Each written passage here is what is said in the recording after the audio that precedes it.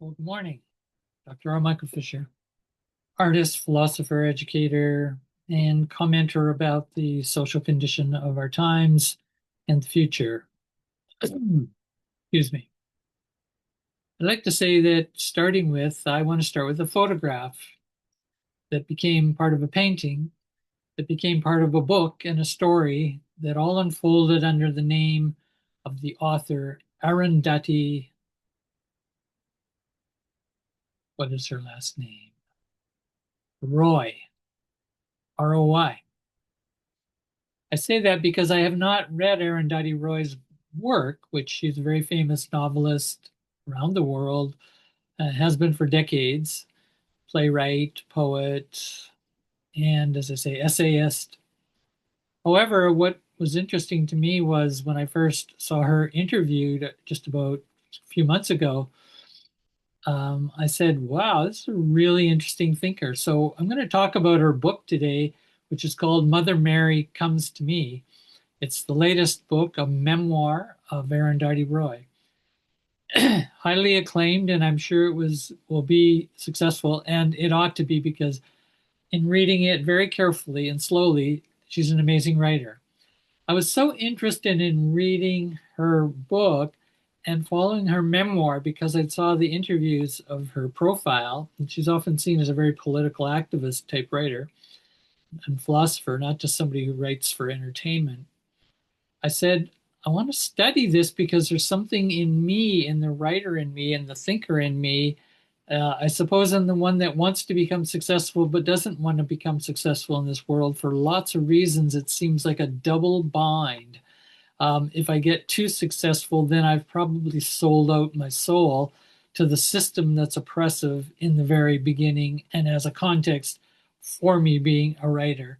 And so, therefore, to be successful would be a real hit on my essential rebel who says, don't conform, don't conform. That was my little intro to Arundhati Roy and her book. I'm going to start with an image, as I said earlier, that is, I decided to make a series of paintings, drawings, collage, combinations, mixed media, on the book. So I've never done this before, just following an author in a book, picking up what's going on in the story, and then somehow doing an art piece, that would represent, be metaphoric for, and or just be a prompt for me to do art and eventually do an exhibition, which I plan to do in the next year. So I don't know how many paintings will be in the series, but I've finished two and I'm going to show you the first one.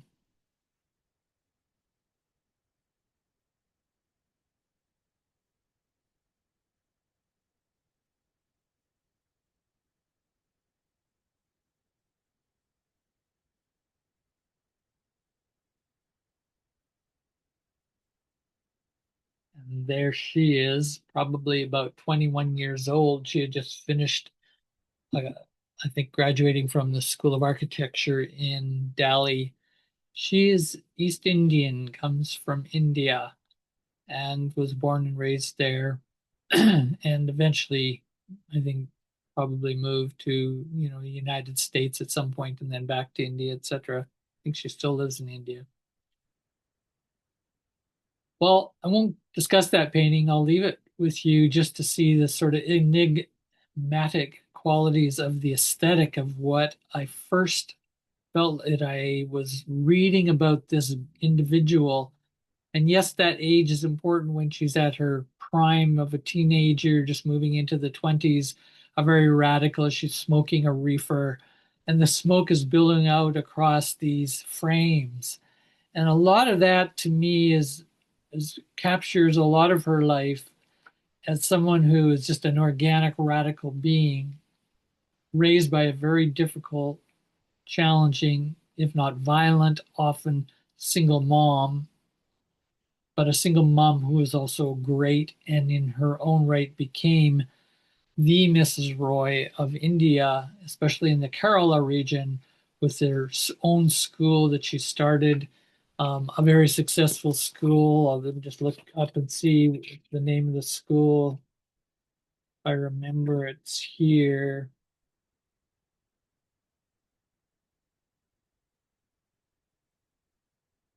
Well, looks like I'm not finding it right away, but you can look that up if you wish, and I'll probably put it in the link below. Well, a life memoir basically means that you can write whatever is important in memory. You don't have to be autobiographical and linear. But Arundhati Roy, being a very famous novelist, she won the Booker Prize in the 1990s, which is one of the highest, acclaimed prizes you can win as a writer slash author. And she just has an incredibly successful career, but started in poverty, started in the margins of the margins, in the fringes of the fringes, first making movies, and then a longer story, which I won't give you. You have to read the book. But she's got a very wry and witty sense of humor as well. But the double bind, which is what I said will be the topic for today, is really important for people of all kinds. I gave you my double bind of being successful. There's also the double bind that I want to mention because it's also, in a way, it's a lot about her. She wasn't really allowed to cry and complain, her and her brother, older brother, because they lived under their mother, who was also the teacher, founder of the school, and director, and was this very potent, powerful woman, even though she was struggling constantly to get everything she had, to fight for what she had. She fought the law, she won the law, she got court cases to be able to win certain rights that women did not have in India at the time. So little Arundhati Roy, the little girl, is watching her mom being this big, powerful figure, and yet her mom was friendly and kind to most people, but not to them as the two children. And in a way, that's where I first started thinking deeply about the impact of double bind, which is a philosophical concept, but it's also a psychological and therapeutic concept used in clinical talk or speak in terms of when an individual is caught between a rock and a hard place. It's one way to describe it. It's also described as being able to or wanting to move in a certain decision, but that decision, even though it's good for you, will actually bring you probably really bad results because of somebody else's interpretation of your decision and its impact that you don't have a lot of control over. So making the decision could cause you harm, even though it's the best decision you could make. In other words, in a double bind, you have no good decision to be made. The situation, the circumstances, the environment is so powerful and really affects our behavior. Most people think, our choices make our behavior, but it's like choices in environments. Don't forget the environments. They are crucial. They carry a lot of power over you and around you, and they make you. You are not just a self-individual island in the world of happenings. Got the picture? Yeah. So in the book and in that painting that I just showed, there really is this feeling and felt idea that I've been trying to capture and learn about deeper and deeper of the double bind because I see it in a chorus set of lines that Arundhati drops into her memoir several times. And I'm going to read a little section of the memoir quite later into the book, just to give you a flavor for her writing, and then I'll leave this video there, and you can decide if you want to talk more about it with me or go buy the book or do what you like, listen to some videos of her speaking. The double bind in the book is basically the safest place that I can be attracted to will end up being the most dangerous place I can be attracted to and live. Therefore, she spends her life in a second choice, what I call the least worst choice of a double bind problem, where best to minimize the damage and don't go for what you really want to go for, which is ultimately freedom, true freedom, and health and safety for you. But that, in a certain double bind situation or family system, as she had with her mom, Basically, she says, if I was to move toward what was safest, it would end up being the most dangerous. She leaves her mom at the age of 17, and by the age of, I think, 19 or so, she completely cut off all 7 years and did not speak to her mom. Her mom was extremely abusive. I see this as a book that is constantly revealing. It's not only about this. As I said, it's got some funny, interesting parts of her story and growing up and finding her way to be in the world and becoming a very successful writer. Um, it's a story about sadomasochistic behavior. And sadomasochism is tied up into double binding patterning as well.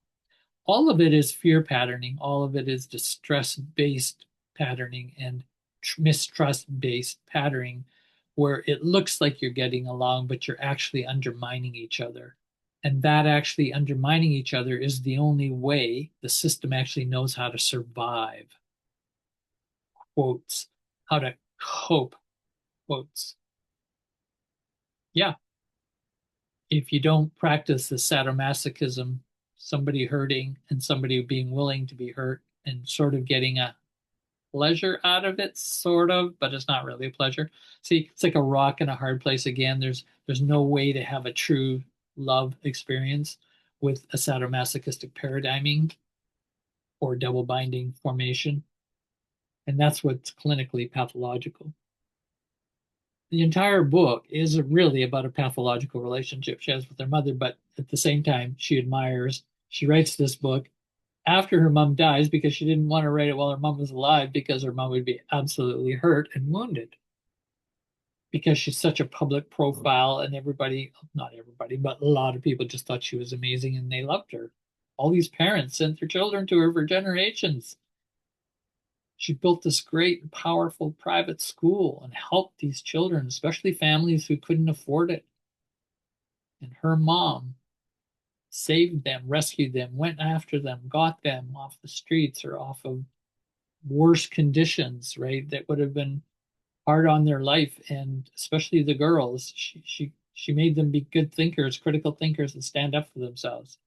You see, it is incredible paradoxes, but what she did to her son and Arundhati, her daughter, was horrifying, and it's horrifying to read. And you'll just see time after time the abuse that kept going. Near the end of her mom's life, and certainly after Arundhati became very successful, had to become very successful as a novelist worldwide, and became quite rich, Arundhati herself, living the elite life, which is the very thing she did not want to become all her life either.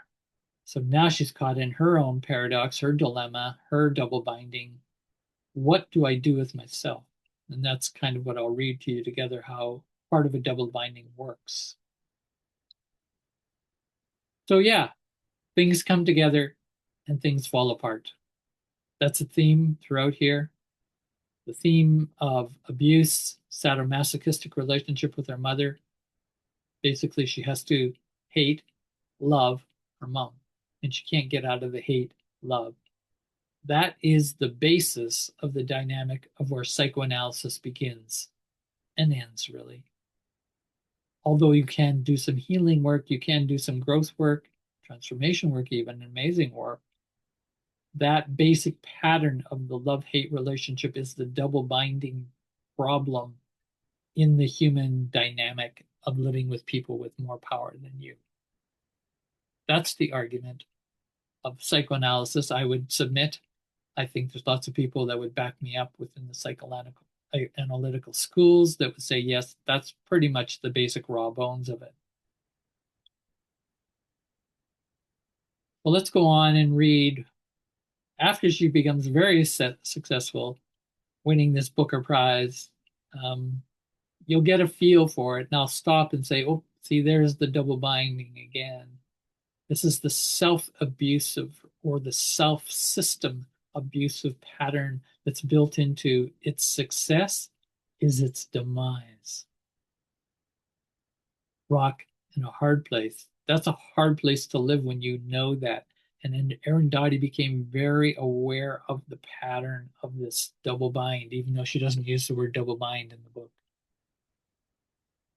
She doesn't use directly that she was in a sadomasochistic relationship, but she indicates it actually several times. One could find that the information for that. It's not a weird hypothesis I'm suggesting here. And I think she wrote the book for others who had been with her mother all these years in the school, students otherwise, even though it looked like she was treating them all great, it's a possibility she wasn't treating everybody great behind the scenes, the hidden, all those years and decades in that private school and the area around her mother's life. So Arundhati, I think, exposed basically that she was abused and her brother, but she doesn't talk a lot about her brother. And she's writing this book to basically say, maybe some of you other people, if you read this book, you're going to recognize your story in my story. And also, other people outside of her mother's life and circle will read this book and say, oh, that's my story. Thanks for writing it. I really needed to know I was stuck in a double bind in my family system or my relationship or my self-harming behaviors. They had a reason, a cause. There was environmental circumstances. And the oppression of women in India, the infantilization and the infanticide of females in India is a horrific problem connected to caste, sexism, pathological patriarchy, classism. Arundhati can't stand that stuff. But here's Arundhati, the successful writer I'm going to read right now, chapter called Things Fall Apart, happening after her peak of peaks. It was thrilling to win the Booker Prize, but the weeks of hysteria around the short-listed authors, myself included, the bets that were being laid on us by bookies, the grand banquet at which only a few of us would be able to attend, and there they would announce the winner. It all made me feel more like a horse than a rider. There's her wit and humor. A racehorse who, despite being coached by G. Isaac, who was one of her relationships in the family system, ended up wanting nothing more to win than to win. I didn't recognize myself in this environment. My husband, Pedrib, was drawn into the race too. For luck, he even gave up smoking. By the time the night of the award ceremony was upon us, we had witnessed up close the workings of the machine in which we were mere cogs. Here goes her negative criticism, you see, of the galley, the workhorse, the machine of success in the big world of big money and big name and fame. We had heard the purring of the engine and the whir of the big wheels turning. When my name was announced and I walked on stage, I could hardly see the outline of I could clearly see the outline, actually, of a gilded cage. Hear the paradox? Gilded means made of diamonds and gold. Gilded, but a cage. Same time, rock and a hard place. I knew that once I stepped in that cage, it would snap shut behind me. Apart from being happily shocked and having no secretly prepared in case I win speech to give, I was a little graceless up there. When I was asked about my next book, I said something like, I'll write another book when another book wants to be written, not because I won a prize. End quote. It was unnecessarily fractious of me. I shouldn't have done that. I regret my behavior. It was caused by my apprehension, by that familiar fear of being trapped. Fear, as I said, fear-based, is deep underneath the double binding pattern. However tantalizing the trap might be, for all of us, myself included, who wants to become successful, I knew that trap was a trap. I knew I would have to resist the pressure to sign publishing contracts for books I hadn't yet written, and the pressure to endlessly replicate versions of myself and the God of Small Things, which is the book title The God of Small Things that she won the Booker Prize for in mid 1990s. I knew that fame could end up being a form of captivity too. Also, I still hadn't lost that very real, very tangible feeling I had carried around since I was a child. The feeling that each time I was applauded, someone else, someone quiet, was being beaten in another room. There's a big story behind that, why she has that feeling. When she gets rewarded, another suffered. And that was actually her brother in a situation when they were very young, coming home with report cards, and her mother really beat the son horrifically for getting bad marks. Arundhati's marks were also very bad, even worse than her brother's, and her mother didn't say anything and didn't punish her. And in fact, came in the next morning and said, "Oh, you've done really well. Keep it up." Something like that. You're a good girl. But you see, it was all twisted. And then no child should have to experience that. And of course, using one child against the other, favoritism, meanness, and then saying that was good to the next child, you were good. And you can't take it because it was so mean and so unjust what happened to her brother. So you see, this is where she lives this whole life from being a really early child of she cannot fully accept a victory. And she also knows, because she studied humans and societies and urban cultures, cities, she was an architect, of the incredible poverty of those who get high, get above the crowd, right? The rich, the elite districts. They're doing it off the labor of the back of those they abuse, their slaves. And that is all throughout India in the caste system. It's a slave-based society to this day. Never mind all the religious horrors that go on, one religion against the next, etc. Race against other races, etc.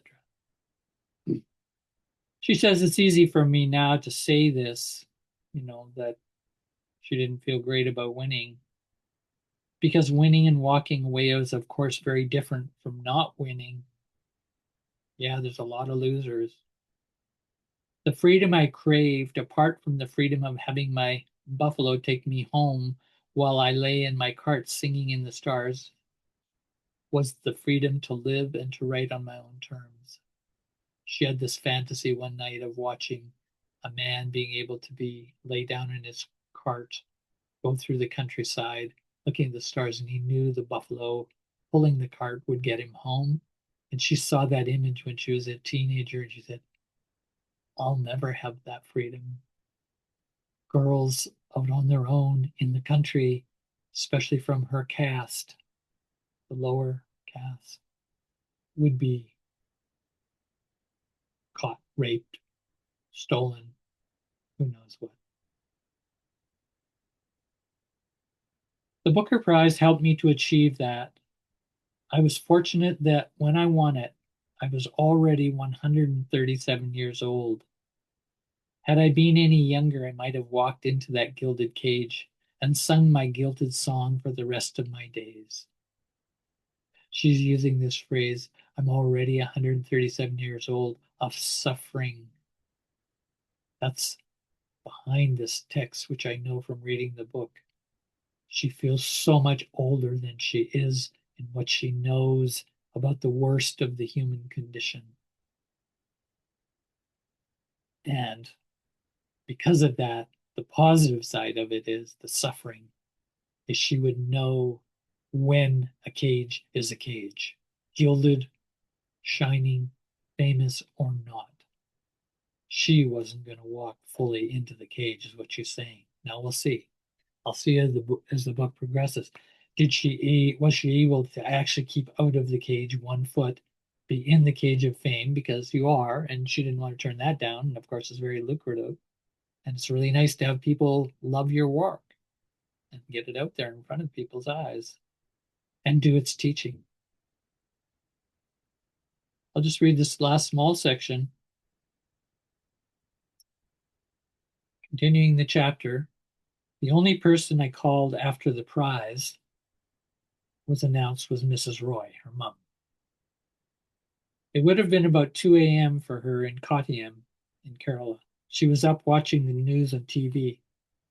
Well done, baby girl, she said to me. An incredible expression of love, says Arundhati. I must have caught her on a good day. That night, I dreamt I was a fish. A green hand reached into the water and picked me out. I don't know why it was green. It held me up in the air and said, ask for anything, you can have it. What do you want? I, the fish, said, please put me back in the river. Clever, clever writing, clever imagery, very interesting book, very rewarding to read, but deeply disturbing to read at the same time. So have a look at Arundhati Roy, if you will. I'll put some links below to how to spell her name, and you can certainly listen to her interviews or do some reading. She's written several other books, some that are nonfiction, very political critiques of our times, of our government in India and corporations around the world, and the elitism, the fascism that's growing. She constantly has politics in this memoir as well, but not a lot, and she does a really nice balance. So congratulations to Arundhati Roy. I really appreciate the hard work, the hard life, and now we'll see, where your life's going to take, what kind of leader you're going to be and model. I'm sure many people are gaining from her life of integrity, is what I would put it. Even though it always comes across to me as I read the book, and this she just wrote it, so this is reflecting her a lot. This is a very troubled woman, troubled by the double binding that happens to way, way too many of us. And arguably, double binding is actually a deep pattern existentially, virtually within late capitalist society and the toxicity of what it's done to us, and it made us identify with itself, identify with being a consumer, which is the opposite of what we really are.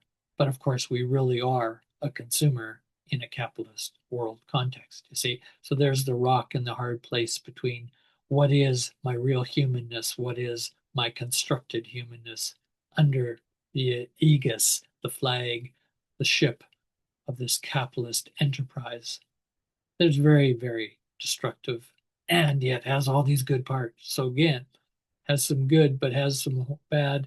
This is the dilemma of living in this kind of double binding. How do I live? Foot in one world, but not in the world totally. That sounds like Jesus Christ. Thanks for listening today. We'll see you soon. Bye bye.